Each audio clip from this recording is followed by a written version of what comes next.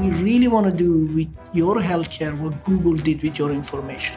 Make it accessible, affordable, put it in the hands of everybody comprehensively. Everything from your mental health one day to your long-term disease management, all done by artificial intelligence, augmented by human beings. I think healthcare is something that we can make a utility for everybody, just like tap water. You turn it on, it's there. How do some of the world's sharpest minds start their day? By putting their brain first. And it's not just our secret leaders who kick off every day with heights. From Stephen Fry to best-selling author and fellow podcaster Dr. Rangan Chatterjee, who give us rave reviews. So if you care about your brain's health and cognitive potential, think heights. Listeners can get 25% off their first month with the code LEADERSHEIGHTS at www.yourheights.com.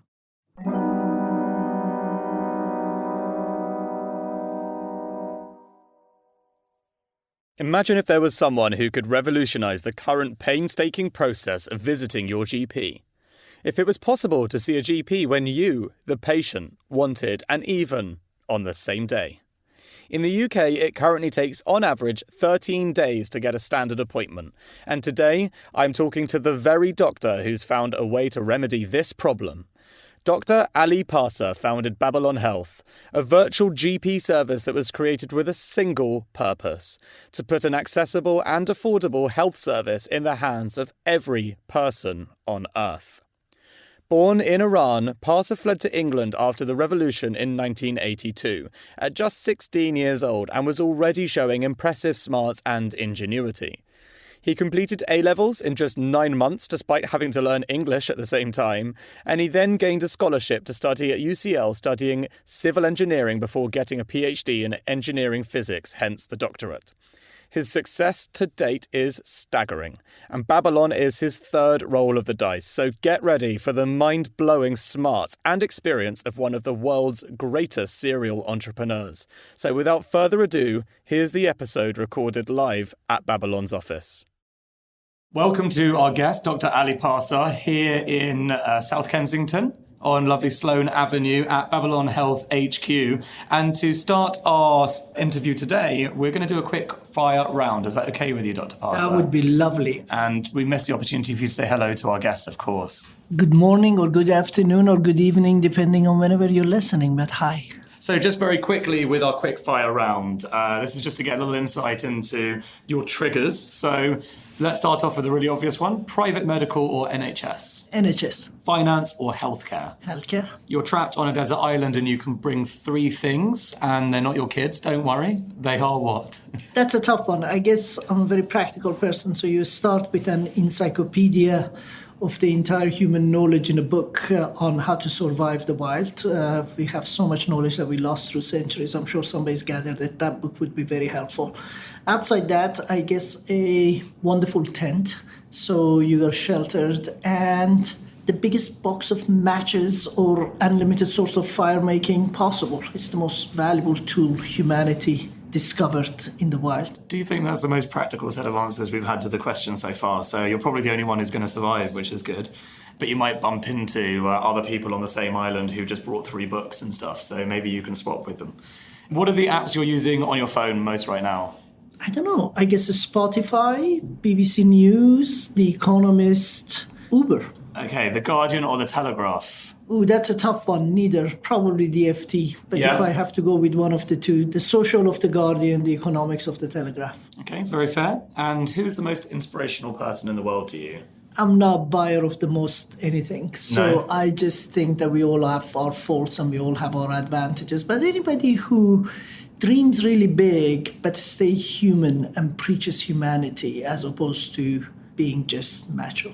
But growing up, did you have some people that you looked up to? You were like, yeah, that's the guy, that's the woman. As a very young person, I was a socialist, so you had all your left-wing icons, and then as you grew older, you became... I was very much into science, so it was the scientists. So it changes all the time. Fair. Okay, well, we'll just say Sorry Che for Guevara, being a shall we? bore. Yeah. Che Guevara was there at the time, yeah. Yeah, okay, so Che Guevara's been one, fair enough. As a young kid, like, who was it? Was it Churchill who said, if you're young and you're not on the left, you have no heart, and if you're old and you're not on the right, you have no brain? And I'm sure, and that's an exaggeration, but there is a bit about heart and mind that needs to come together at different stages of your life. Yeah, very true. I guess similar-ish, but not quite so. Is there an entrepreneur that you look up to? Is there someone that you think is, That's really... a lot easier. And I think people like Jeff Bezos or Elon Musk are easy answers, but not because they're very successful, but because they have dreamt incredibly big in what they do, sending a spaceship up and bringing it down exactly to the same way. These are big dreams. And they stick with it when everybody else thought it's impossible to do. And they executed on it because it wasn't an impossible dream. It was just a very, very hard dream that was executable. So entrepreneurs like that are people I look up to. And is there someone that you can say is your least liked person on the planet, even if it's Donald Trump? Listen, it's easy to say Donald Trump, but I think Trump represents... And I don't want to, I go to the US a lot, so I don't want to kind of get myself into trouble. Yeah, let's avoid but that. I think is that representation of a populist leader who irresponsibly can endanger the lives of many. And I think we unfortunately have a lot of them right now. And I dislike them all because it's for personal gain or narrow sect gain. It plays with the harmony of a society. And finally, what do you prefer being, a CEO, a founder, or a doctor? Oh, an easy one. It's always a founder. I think a founder is a very creative thing. It's the 0 to 1 part, which is, in my view, the hardest and the most enjoyable part. I think being a founder is like being an artist. It's a process of creativity, which is the biggest gift of them all for somebody to be engaged in. I love that. Awesome. Fantastic answer. Thank you for that. And I'm sure lots of our listeners will agree. So from Iran to where we are today, I've touched on it slightly in our introduction, but you've got 5 minutes to craft the story of Dr. Ali Parsa as you'd like our listeners to know. So technically you could say anything and we'll call you out on it if it's not true. So you can't say that you did send the Falcon 9 to the moon, but you are more than welcome to craft your own story and let us know how you think of your story, where you got to Babylon Health.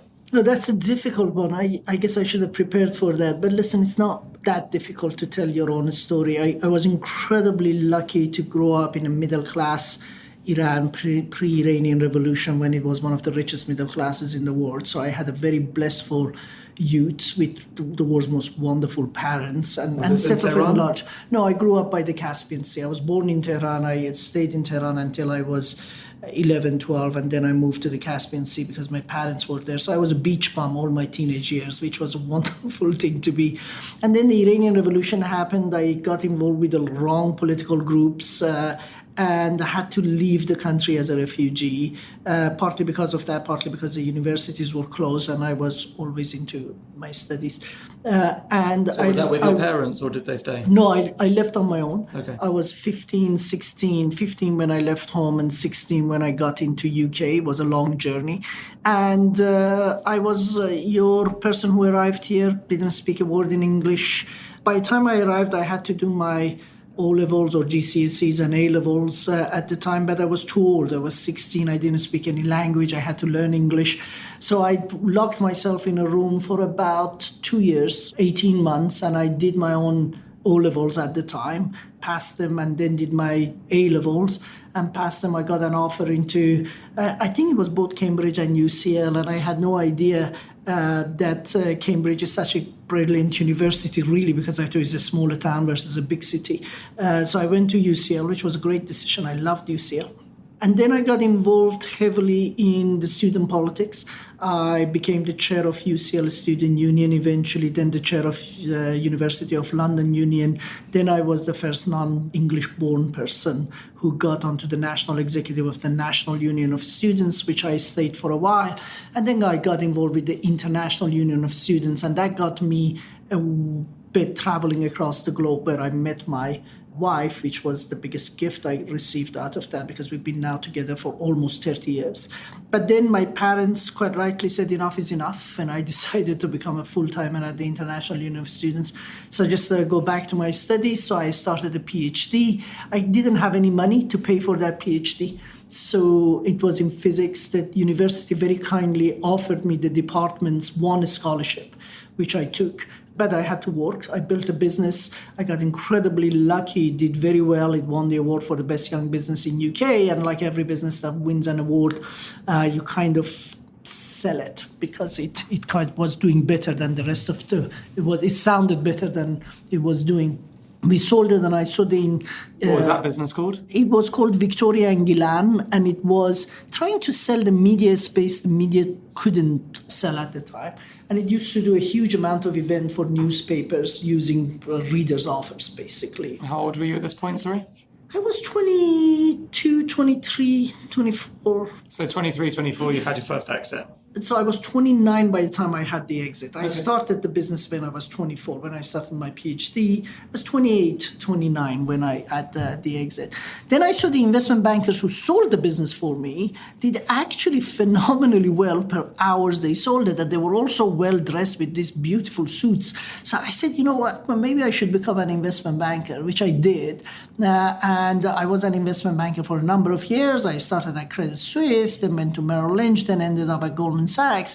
And I always really didn't like the work, right? There is something not that creative about it. I wasn't very good at it because my heart wasn't at it. Somehow, however, because I was an entrepreneur, I always got on with the entrepreneurs who were our clients really well. So people mistook that about me being half decent in my job. But reality, I just couldn't bear the idea of everything we did. So when my first child was born, I had my midlife crisis with investment banking. I kind of took 2 weeks off, then went back and saw my boss. It was a guy called Scott Kapnick who used to run Goldman in Europe at the time. And I had no idea what I was going to do. I built a business. I got lucky again. It did well. And then I had a series of knee surgeries. And I was stuck in what was one of London's top private hospitals. And I thought, gee, if this is the best the private sector can do, surely I can build better hospitals than that. So in a moment of madness, I decided to build a chain of hospitals, which we did. As you do. As you do. And which seemed like a great idea. I thought healthcare is a big part of our lives. But I actually entered it the wrong way, and I explain this in a minute. So we built a chain of hospital. Again, we got incredibly lucky. We went from nothing to a few thousand employees, a few $100 million in revenue. We sold it. We took it public. And the reason I sold out and got out, one was because I lost control. But secondly, was because I understood that the vast majority of the healthcare problem people have very little to do with hospitals. It's almost everything that goes behind it and everything that goes after it, and yet we do that in the most arcane way possible. And we thought, how can you make most of the healthcare most people need highly accessible and affordable and put it in the hands of every human being on earth? How can you do with healthcare what Google did with information? And that's, I guess, where Babylon came from. So in your own words, what is Babylon? And is it precisely now on the same journey as when you started it, the way that you as the founder perceived it? Has it followed the same kind of steps, or have you had to meander a different way to achieve the same goal? Look, in Middle East, an Israeli friend of mine once told me, in Middle East, we say, if you want God to laugh, you give him your 2-year plan. And that is so true. I mean, any entrepreneur, any person who tells you, I planned it that way and I worked out that way, it's just complete nonsense. The world is so complex. The Lawrence paper on when a butterfly claps its wing in Brazil, there will be a hurricane in Texas. Of course, the end of that paper's title was, or they may not be, right? I mean, you just have no idea how the world plans out. So when we set up Babylon, though, the principle was the same that it is today. How do you make healthcare accessible, affordable, put it in the hands of every human being on earth? And accessible is almost easy, because if I can put most of the healthcare most people need on devices most of them already have, their mobiles in their hands, that's highly accessible. The question becomes, how do you make healthcare affordable? There's no accessibility without affordability. And to make healthcare affordable, I guess what I learned in my previous company, Circle, is that all costs in healthcare sits in 2 very big buckets, or most of the big costs. One is people. 2/3 of all the money we spend in the National Health Service goes into salaries. 70% of what I spend in Circle went into salaries, right? There is no solution unless you figure that part out, because you can deal with everything else, and by the time you've done that, inflation would have eaten that price up. And the second is timing. By the time most diseases show their symptom, a $10 problem has become a $100, $1,000 solution. So everything almost we do in Babylon is to try and figure out how do you deal with this issue of affordability. So we create a law of artificial intelligence, for instance, to augment what a human being can do. So they can do a lot more than what they could do, or to predict your health so we can capture you much faster. Almost everything else is secondary. Almost everything else is so that we can make it very accessible on your mobile phone for you. But frankly, a doctor behind a mobile phone costs exactly the same as a doctor on their screen. And that's an easy problem to solve. I mean, that basically requires FaceTime and Skype and scheduling. Well, speaking about it as a company owner, isn't that in itself a really good challenge to solve? Because you're stopping someone just going to the GP because they feel like they should, which can take hours out of a working day, depending obviously where they were. If you're the employer, that's pretty annoying because they come back, they're like, oh, I'm fine. And you wish that they'd have used something like Babylon Health instead. And then if they say you should go to a GP, at least you then know that when they're going, it's sensible. On the other side, if you're a salaried worker being paid by the hour and you have to take that time off, that's a real problem for you. No, you're absolutely right. Look, that is an important problem. The problem of accessibility is an important problem to solve. But as I said, in my view, there's no accessibility without affordability. If Google figured out how to deliver a book in a library to you so you don't have to go to the library, that would have been valuable, but not as valuable as making it for free available on your devices wherever you are by digitizing the entire information of the world, which was their mission at the time. I think you need to go to the root cause of any problem you're trying to solve rather than solve part of that problem, because why do that? Life is too short. You might as well just deal with the big problem. Hey guys, this is Luke here, co-founder of Contour Space. Sorry to interrupt this awesome podcast, but I just wanted to tell you a bit more about us. We're a startup ourselves, helping awesome companies find amazing office spaces from start to finish, whether you're looking for a couple of desks to your next big HQ. We take care of the whole process from start to finish, and our service is completely free. Check us out on contour.space. So you touched on this just earlier, but a different way of saying it is no business plan survives first contact with investors. So what was your first pitch to investors? Do you actually remember what it was and how it was positioned? Actually, I was incredibly lucky because in my previous life, I have made good gains From the Circle? Yeah. And previous to that also. So the day that it was announced I'm leaving Circle, I had three good friends from different parts who contacted, three good friends and two or three who I didn't know that well, who contacted and said, look, almost whatever else it is that you do next, we'll back it. Just let me know what it is. So a few months later, when I was ready to tell people what we are doing, I left Circle to build Babylon, so I knew exactly what I'm doing. So I called those three or four up, and one of them, who's a phenomenal investor and friend, said that, look, whatever it is you need, we'll cover it. And they did. They stayed true to it. It took no time. It was very simple. You were able to name that investor? Was it an angel? Was it a fund? No, it's an existing investor to us. It's part of our investor base today. And he's been phenomenally good. I wouldn't point him out now, just so not to trouble him with other people like chasing him. But he's. But if he's listening, he knows who he is. He knows exactly who he is. He's a wonderful friend too. And this issue on investors is really important because remember, God forbid, I can divorce my wife if necessary. I can never divorce my investors. Once they're in, they're in. So it's for the life of that company that you're getting together. So choosing your investors is as important as choosing your partner in life. It's all about sharing the values that you have, the objectives that you have. If their objective is just to make money out of you, that is going to fall apart very quickly because sooner or later you're going to hit problems and you're not going to be able to agree on the solution. If your objectives is that, look, we're going to get together to make healthcare accessible, affordable, put it in the hands of every human being on earth. And because we're solving this huge problem, we're going to get rewarded in a huge way, and therefore we're all going to do really well out of it. That is the purpose. The first purpose is the purpose. Then you will go through thin and thick together. And I think it's really important to select your investors. I feel like that is potentially an insight that you've come to by the time you're on your third company, and presumably, like any entrepreneur, you have to learn that lesson through a series of mistakes. So it's almost like a privilege of the experienced entrepreneur to say you pick your investors because they share your mission, and actually the reality when you're starting up the first time is often you pick your investors because you're bloody lucky enough anyone will back you, full stop. So we'll come back to the Babylon story, but can you rewind back to your first company, and if you still believed that then, or if some of these lessons and insights have come from an experience in Victoria and Gillen? No, look, my first company, nobody at the time invested in anything, right? So my first company was, when was it, 1990 that we started it. There wasn't really an angel community or a VC community even in UK. It was a small business. Our first idea was to set up a huge party for students in a Greek island. We took every accommodation in a Greek island. We took a lot of airplane seats.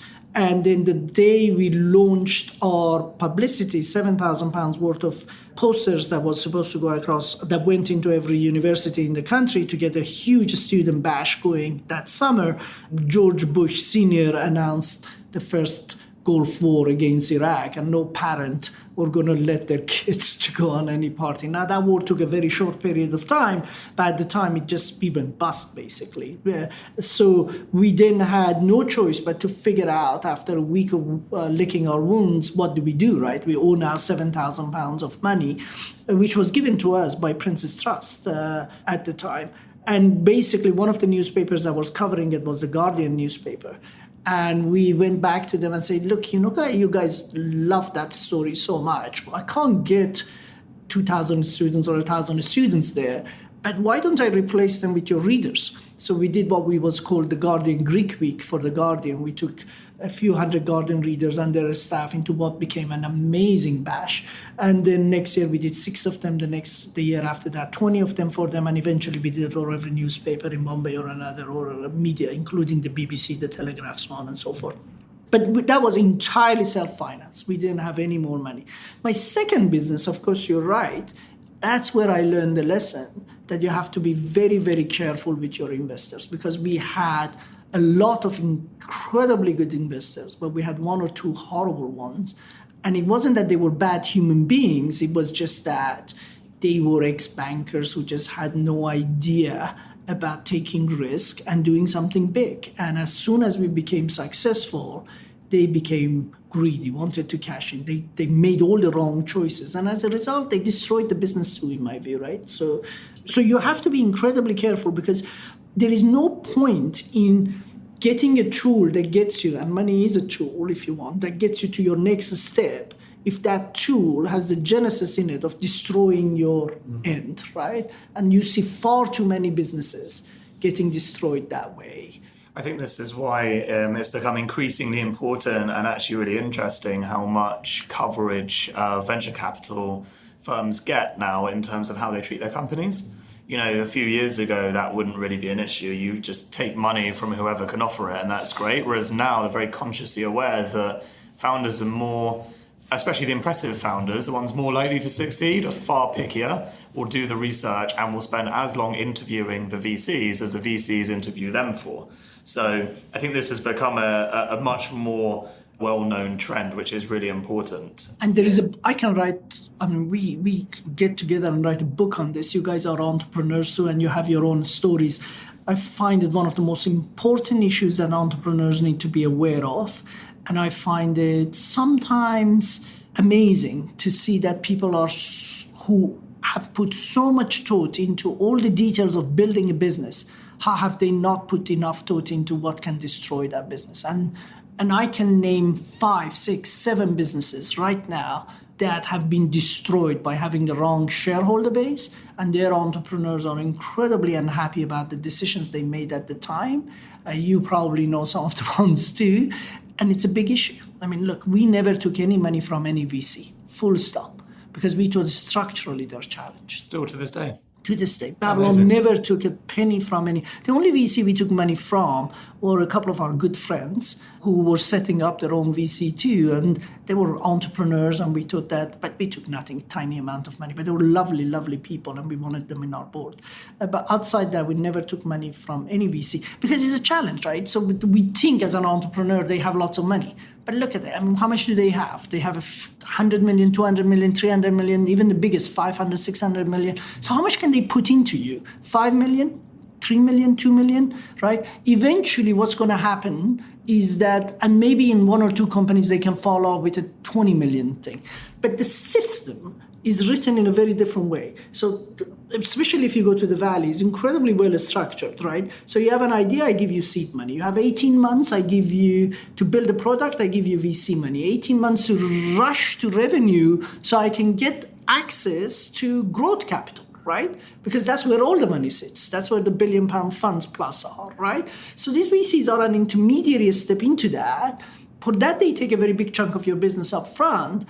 And then they rush you to get to that revenue so that they can bring in the capital they don't have. You might as well just go to that capital right up front. So in Babylon, we always, right from day one, we went to multi-billion-dollar sources of capital. Now, it was a challenge to persuade them to come early.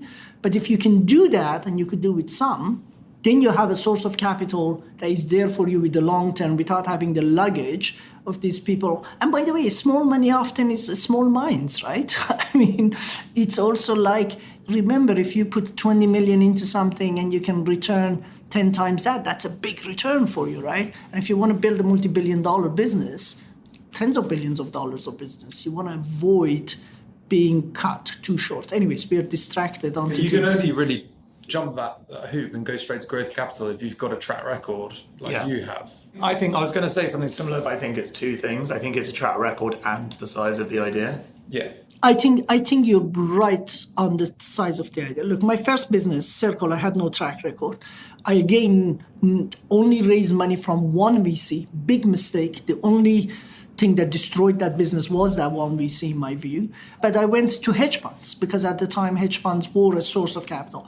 And hedge funds managers were entrepreneurs. They were people who had built big businesses. And we raised over 200 million pounds over a 6-7 year period in the middle of financial crisis between 2008 to 2012, right? 2000 when I left, 2011, right? And we raised it from wonderful people. And I think the point is exactly right.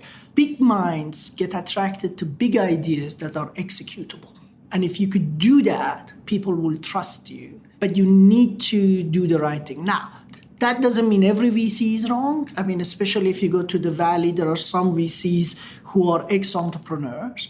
But I, in general, have a problem with venture capital who has never built a business in their life. You know what I mean? Ex-Goldman bankers or ex-bankers who go and become a VC. So by the virtue that you become a banker, you've decided that you want to manage your personal risk. You want a safe job, you want to do a safe thing, you want to get your safe bonus at the end of the year, so on and so forth. And you know this because you were one.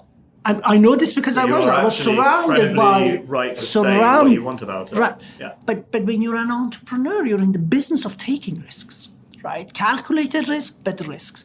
And now you're persuading people whose DNA is almost against that to go with you. People who never went and did this because they wanted the safe job. Even the people who joined the VC right up front from school, right? They thought, okay, this VC has a big name, it has a big salary. So I think those VCs who have a rule that says, unless you're an entrepreneur, you don't get a job here, they're fundamentally different. We've got a few of them, Andreessen Horowitz being one, in the Valley, who are incredibly valuable because they then get an entrepreneur and mentor them, help them, teach them, Mm-hmm. We unfortunately are short of those in Europe. And the ones that we have in Europe sometimes are fronted by an entrepreneur. They actually have a management consultant or a banker or all those guys doing really the work. So I think it's a problem. If I wasn't an entrepreneur doing what I'm doing, which I love, I think one of the areas which require entrepreneurs is that whole financing of enterprises business that is done really badly. And I think that needs disruption in a very big way too. Well, we could talk about this for a minute because I think it's a really interesting topic. I was just doing a presentation touching on this, on the disruption of finance, and to this exact topic, the traditional way you have to raise funds at the moment. You started off with a bank manager, then you have your angels, and then you have your VCs, and then you have private equity. But actually, now crowdfunding is an extremely interesting way to source a way of avoiding the VCs at that stage anyway. And then, of course, if you want lots of capital, there's the whole ICO market at the moment. So I was wondering what your thoughts were on ICOs, not as a discussion that we can have on blockchain or cryptocurrency, but specifically to your point on alternative sources of financing, whether you think that's interesting, if that might be something that Babylon could pursue in the future.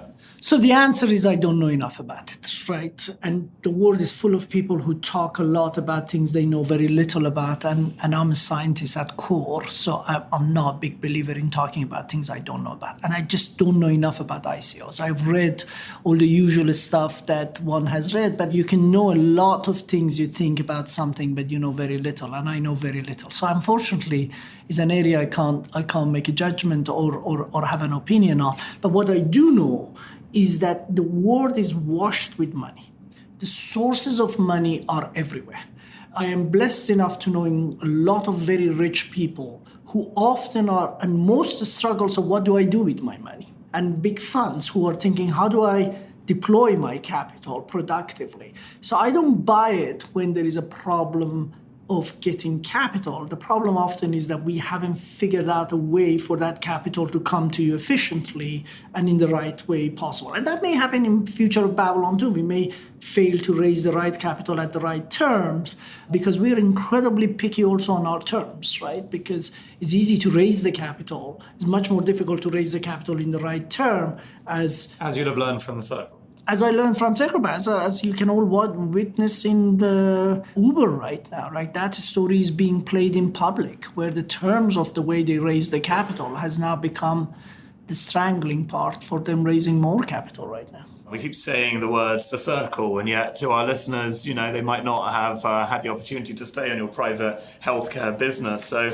let's talk about it. And I know that you have already set yourself up as someone who's quite open to being candid about your experience with the circle. So it seems to me like that could potentially be the most valuable 10 or 15 minutes of this interview for people to listen to and learn some really hardcore lessons. So let's start with the start. Who did you raise your money from with the circle, and why do you think it went bad? And obviously using names, not using names, whatever you're comfortable with.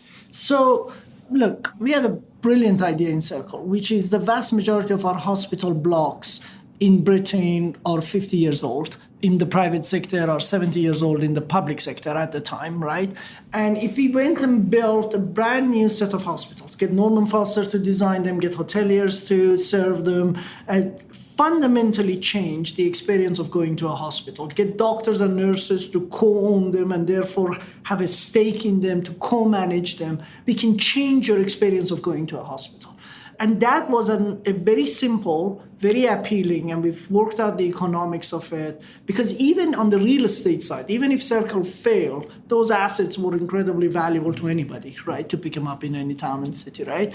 And then from operations side, if you are asking doctors and nurses to co-own the hospitals rather than do what they always do, which is moan about the management that they don't know what is happening.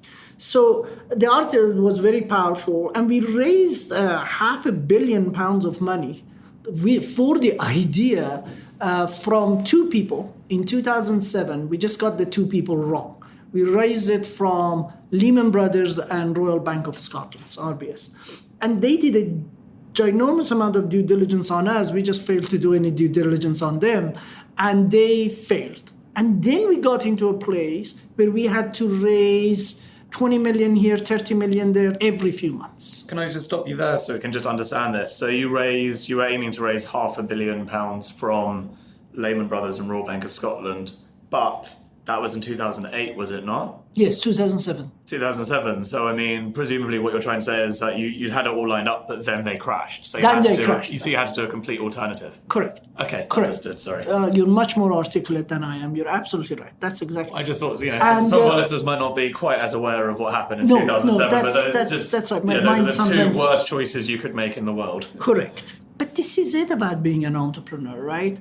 You would not have thought in 2007, Lehman Brothers, the fourth largest investment bank in the world, will be a bad choice to make. These things you know with the benefit of hindsight, right? And that happens all the time. In a business, you make your choices based on what you think are the right decisions at the time. And done is better than perfect. And it's really easy for somebody to come back to you 6 months later with the benefit of hindsight, if you only did that. It's like in this interview, after we listen to it, I'm sure I'm going to say, if I only had said that, or you say, if I only asked that. It's easy, right? Anybody can do that. Anybody could have chosen to buy Bitcoin back in 2011, 2012, right? We didn't, right? So we then had to raise money from hedge funds because they were a big source of capital. They were highly entrepreneurial. People we met were very good. And we had almost 6 out of the top 10 hedge funds in Europe invested in Circle with significant amount of capital. But we took a small amount of money from a VC. We knew them. They were ex-colleagues of mine at Goldman. I wouldn't name any name. It's irrelevant. My point is the type rather than the organization. But their investment in Circle was their largest investment. And by nature, they have a lot of time. So these hedge fund guys were very busy trading all the time, humongous quantities of capital. These VCs guys were deploying a few tens of millions or hundreds of millions at the time, or that whole things. But they had a huge amount of time. So what happens? They went to all those investors and said, we have this skill of managing this company. Let me manage Circle people for you. So all of a sudden, even though people didn't give them that mandate, all of a sudden they become a lot more valuable than their littlest thing, or them a lot more powerful. And then they basically made one wrong choice after another, right? I mean, which VC was it? Are we allowed to say? I wouldn't name them because it's just irrelevant, right? Enough. I mean, it's one of the major VCs. Yeah, but I guess your point is this is the typical VC. The type. Yeah, is the type, understood. Right? So they had the time. The partner was a big investment for him. He had to kind of make it work. At the time, things were not. This one was an organization that was growing, And then they asked for the business to go public because they needed to show liquidity or whatever it was, right? And then when it went public, they played the same politics they would play in an investment bank. They made sure that they line up all the boards in their own image. So I end up in an entrepreneurial business that is growing 2-3 times in revenue a year, with a bunch of ex-bankers, lawyers, a failed property person, right, in my board. I mean, who comes and sits in a public company's board, especially at that size, for 50 to 60,000 pounds of annual salary, 100,000 pounds of annual salary, right? Retired people who didn't do so well, so they still now need to work. I mean, I didn't get the great entrepreneurs who wanted to sit on the boards, right, at that level. And then all of a sudden, we went from doubling, tripling our revenue every year to zero growth, not £1. I remember I did this deal where one of the biggest businesses in Abu Dhabi offered to pay £1.5 billion, to grow Circle across Middle East and Africa, the brand, right? In partnership with them, they will put all the capital in, we manage it, we get 25% up. I mean, it was just the sweetest deal. And I take it to the board and they say, this is a distraction. I mean, honestly, right? I mean, you and I laugh, but this guy was serious, right? So by which time, by the way, that VC guys has played so many games to dilute me left, right, center, because, I mean, if you own 5, 6, 7, 8%, any 1, 2% you get, you look at it as 2 more %. And I'm getting diluted to a point that I had very little. And some stage you sit back and say, what the heck am I doing this for? Right? What is the point? Because in every time we disagreed, they have a blocking vote. Because when you bring a board in, you basically give control of the business you created into the hands of those who didn't. Most famously, Jobs did this, right? And I thought, look, time for us to go. But I guess time has shown that within 18 months of me leaving the company, or 2 years, it was then sold for a fraction of the price that we were building it for. So now with the benefit of hindsight, it's easy to say that we were right. But at the time, you could have argued that they might have been, or they thought they were right. In my view, though, the big lesson is this.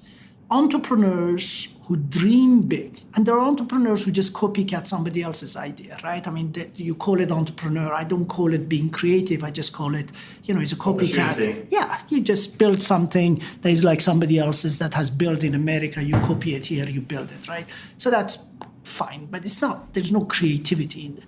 So, but if you're a creative, you're trying to create something out of scratch that has never been done before, by definition, you're going for a dream. And you need to make sure that people who are on that journey with you, they're believers in that dream. And they want to implement that dream. And it can't be a dream, by the way, because a dream is something that often can't come true. There are three kinds of problems in the world, right? There is the very simple ones. You should avoid that. I mean, nobody needs another pizza delivery company, right? I mean, there is the impossible ones. Those are for dreamers. You should avoid those too. But there are problems that are incredibly hard, but you can get there. You can solve that, right? Sending a spaceship to the atmosphere and bringing it back to the same place physically is highly possible. It's just the mechanics of it were very difficult. So it took SpaceX 10 years to figure it out, right? But it was always figured out, right? The maths on that was possible, right? The mechanics were possible. I think this is what we're doing in Babylon, trying to do something incredibly hard. And that's what we were trying to do in Circle, and we could have done it there too. There are other businesses that, by the way, have been set up in Middle East, for instance, by people we knew in Circle, of the idea that, okay, if I take £1 billion of money, I can go and build hospitals across Middle East to do these things, or across Africa or Central. Can you give us some actual practical idea? What was the Circle valued at its peak, and where is it at now? Oh, it was. Roughly. I mean, this is both public. At its peak, when I was there, it was worth around 200 million. Well, at its peak was a bit higher than that, but let's just say 200 million.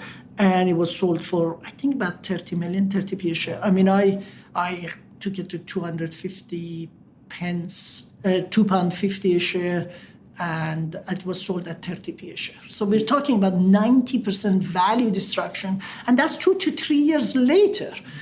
By then, it would have been, if we continued down that trajectory, it would have gone up much, much higher than the 250. I mean, it was very early on in our journey that we were cut, right?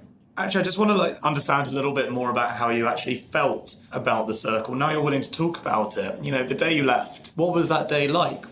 Just give us an idea of leaving a company that you started, how that actually feels for you, and what about the days and weeks after that emotionally? So my wife, after I left Circle, because remember, it's not easy. You created something, you're leaving not just Circle, but a family of a few thousand people who believed in you, right? I mean, I used to go to do town hall meetings in my hospitals, and there was no room for anybody to stand. My staff, my employees, my colleagues would run around. We were friends, right? We would see each other. And I separated part with this board who they wanted me gone and I wanted them gone, and they had majority, so I had to go. So it wasn't easy. But my wife, a week into it, kind of told me that she just can't figure me out. It's as if it never happened. I was completely focused now onto my next thing, onto Babylon. And to me, it's about, I think, what Malcolm Gladwell calls desirable difficulties early in life, right? As an entrepreneur, as a refugee, I had to leave my family behind. I had to leave everything, right? And you learn that you can build again, right? You can move on again and you can create again. And there is really very little point in life, in anything, on negativity, right? Sitting back and saying, oh, if only that happened, or if only I had that, or if only that person was not, that's just nonsense, right? Life is what it is. I actually put all of that energy to demonstrate, and I gave myself 2 years to build a bigger business. And actually on the 18th month anniversary of Babylon, it was a bigger business in valuation than Circle was at the time after that. And that's what you do. You just move on, right? So I had zero regrets. I was upset for my friend, but actually a lot of those colleagues now are working here. I mean, the number of ex-Circle colleagues who contacted us wanting to join us, unfortunately, we didn't have room for all of them. But my employee number 1, 2, 3 were all from Circle. That was actually something I was going to ask, but I wasn't sure if you were able to share. But that does seem like the sensible approach. If you've already worked with brilliant people, I guess the benefit of that is you know exactly who you'd leave behind and who you take with you on your next venture. I think as an entrepreneur, you collect people. There are people in Babylon I worked with for 10, 12, 13 years. I have a reputation out there that I'm very difficult to work with, but I'm actually incredibly easy to work with for people who are brilliant, because I don't make compromises. I don't go, hey, good enough is enough, right? But for people that actually are brilliant at their work, I'm really easy because at heart I'm an academic. I'm a huge believer that you leave brilliant people alone to do brilliant work.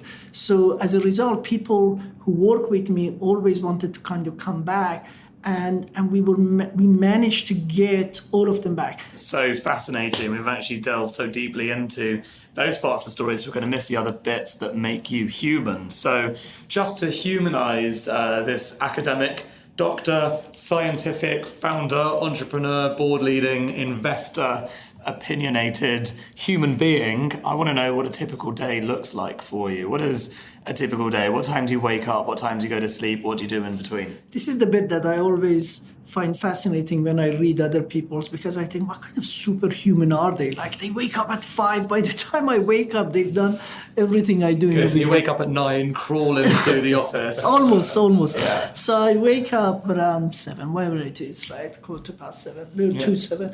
In my age, you have to do 5, 10, 20 minutes of moving, of just exercising, just to wake up, right? Because joints start hurting, and you know what I mean, you're not as flexible.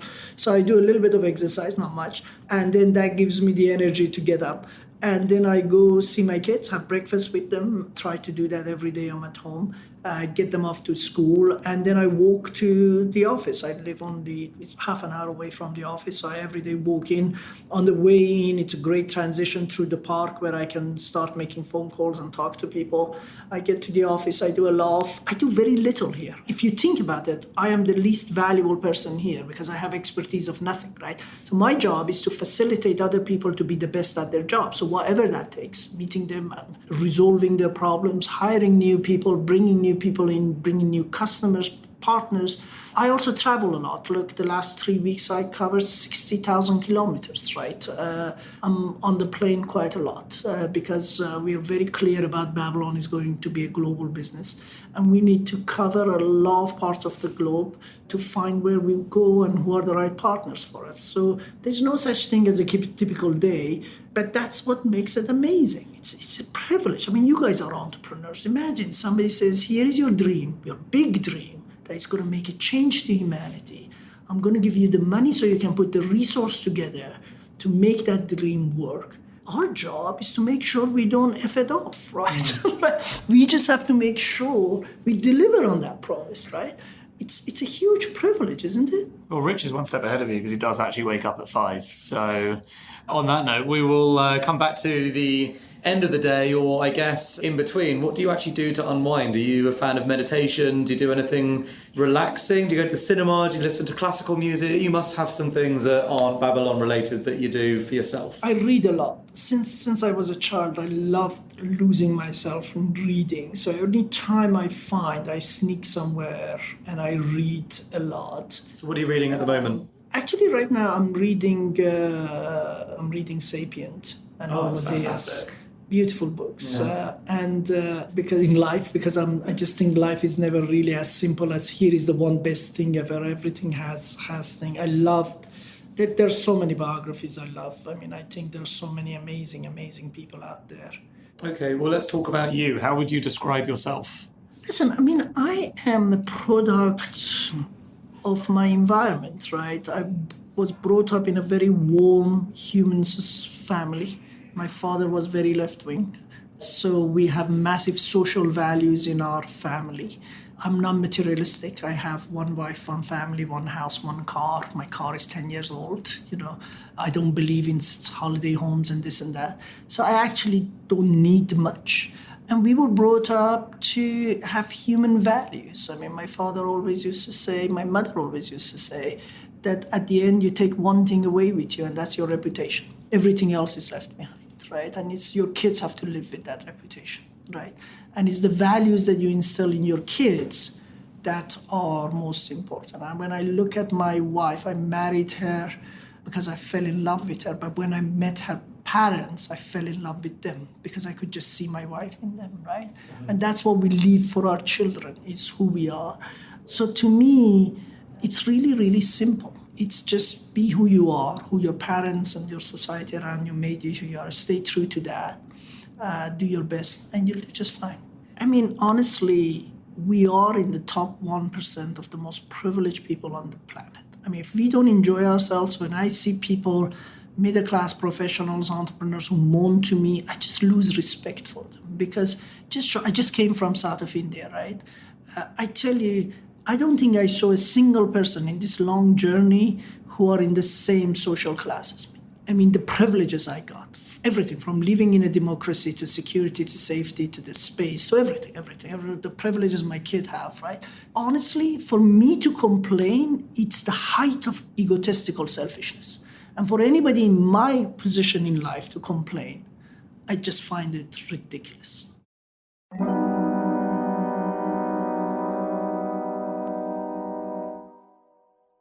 We interrupt this episode to invite you to enjoy a moment of calm. I'm Tamara Levitt, the writer and narrator of the meditations in the Calm app. Amidst the chaos and busyness of life, it's so important to pause. The calm and clarity we gain through meditation is an essential part of what makes a great leader. So take a moment now to close your eyes and bring your attention to your breath. Inhaling deeply and exhaling slowly.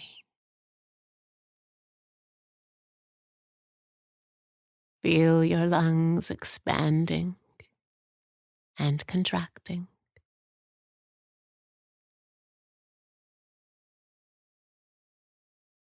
And as you take this next breath, feel your whole body relax.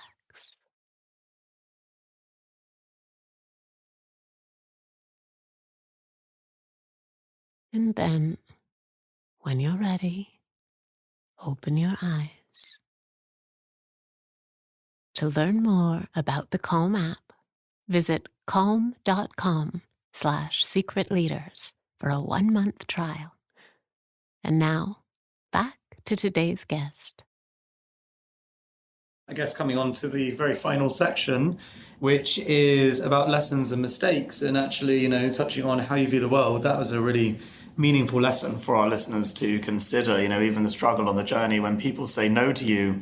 And, I do this exercise with my fiance, which is hard actually after a while, but we wake up, we try and think of something that we're thankful for. But it can't be each other, and it can't be that I woke up. But sometimes we genuinely, I can't think of anything right now. We'll go to the bathroom, it's like running water. But genuinely, it's insane. I can turn my tap on, I can get running water.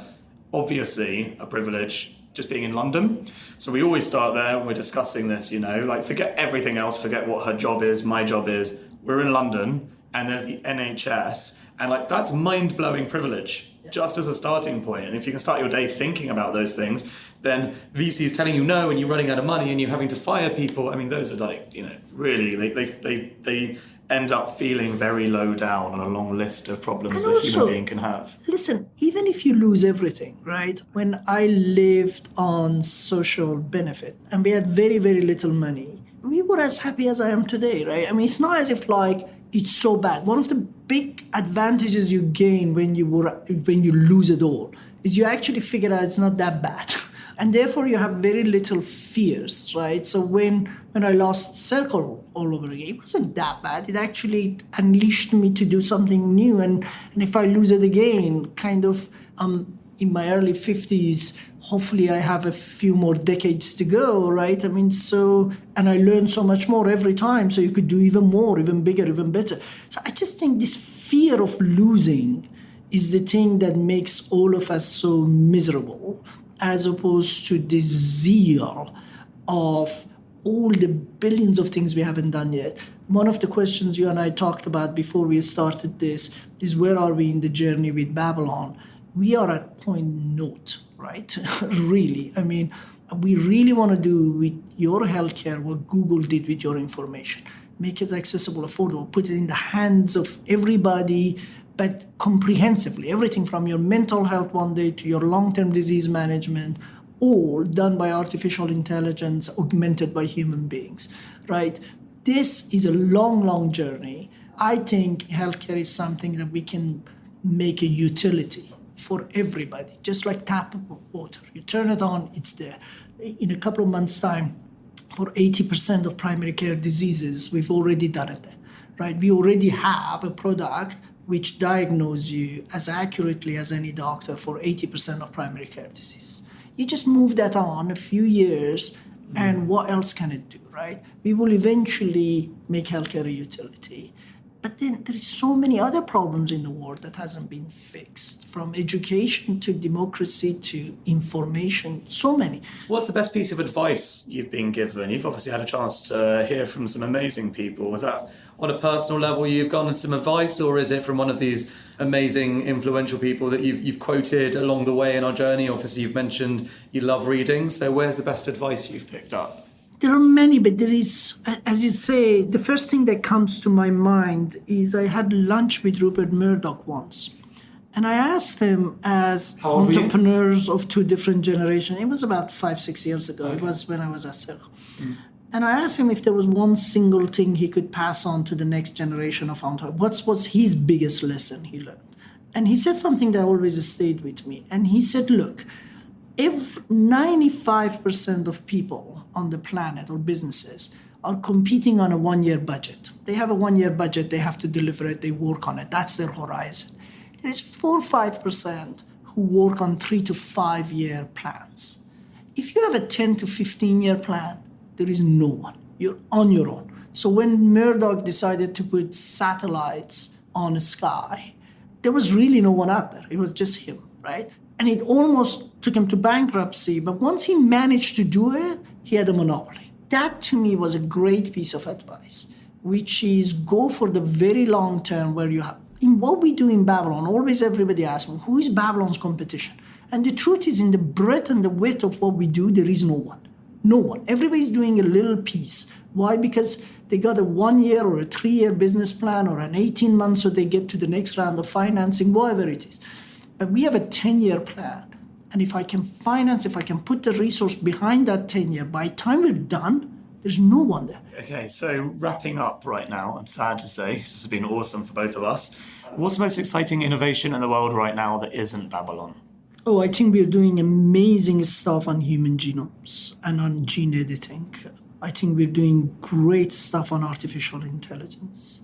I think we're doing really cool stuff on transportations, right? I think I will be shocked if it's going to take us, when you look at these rockets that can go to the space and come back and land exactly in the same place, it doesn't take a genius to figure out the next time you leave London and you land in Sydney will be that way, right? By the time they get their act together. Which should definitely help your schedule. Right. So I think there are many, many amazing things that are happening. Look, people say human knowledge is doubling every 18 months, 2 years. What does that mean? That means everything we've created, the entire history of human being, we are learning almost as much in the next 2 to 3 years. And then we're learning all of that again in the 2 to 3 years after that. It's and like all of Moore's that law on humanity. Exactly, and on human knowledge, right? Yeah. And what I find incredible is how many of us spend all of our time worrying about this stuff that we learned in the past rather than focusing about the 2 to 3 years of the future that will reinvent everything from scratch. Because if you move 10 years forward, what we know then or have then will be 90% of everything we will have right from now to then, right? This, whatever we got now will be only 10%. And all our geniusness, all our management skill, everybody's thoughts is going through how do I manage this 10% and grow this 10% rather than how do I invent the 90% of the next 10 years.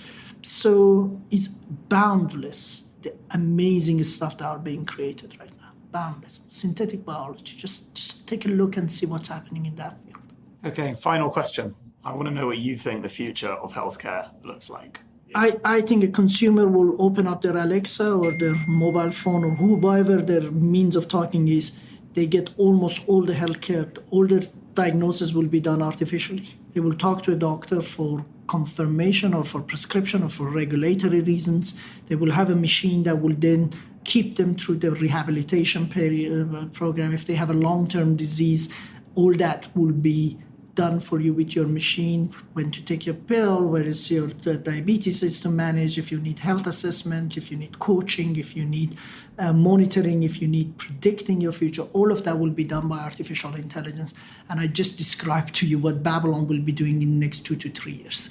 You go beyond that. Our genes will be edited, our cells will be manipulated, our intelligence will be enhanced, our physics will be empowered by people who are doing stuff on robotics, for instance. I think my grandchildren will not recognize the healthcare we had in the same way that those who sought information from a library only 20 years ago would not have recognized what Google would have done to information.